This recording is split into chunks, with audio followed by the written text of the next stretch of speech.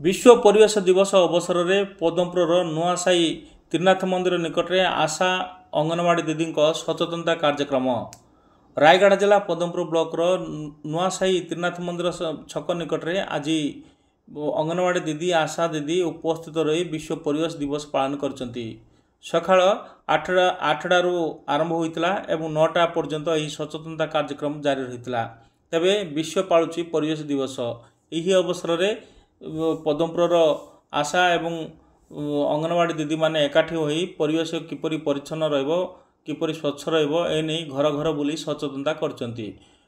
परिवेश को पॉलिथिन मुक्त करंतु, पॉलिथिन जरी प्लास्टिक जिनिस व्यवहार करंतु नाही एवं खाली थिवा जगार गछ लगांतु एने घर घर बुली आशा दीदी अंगनवाड़ी दीदी माने आज यही विश्व परिवेश दिवस रे सचेतनता कार्यक्रम करथिले एवं त्रिनाथ मंदिर निकट थिबा महिला को सफाई करथिबार दृश्य देखा मिलता। यही समय साईर अनेक बुद्धिजीवी माने उपस्थित रही एवं प्लास्टिक जिनस को वर्जन करंतु गछ लगांतु बोली से माने नारा देथिबार दृश्य देखा मिलता।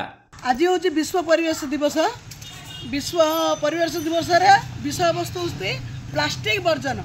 आज ठारू आमे प्रत्येक साई साई बुलिकी प्रत्येक साई साई बुली प्लास्टिक वर्जन निमंते माँ मान को सचेतना करूँ। यहाँ आमर प्रथम त्रिनाथ मंदिर साई अनुष्ठित होती। प्लास्टिक वर्जन सहित स्कूल परिवेश जो खाली जगह अच्छी आम से जगार गछ लगे ये विश्व को सुंदर करने सहित पदमपुर सुस्थ गाँ सुस्थ समाज गठन करें आम मैंने आज संकल्पबद्ध अच्छे।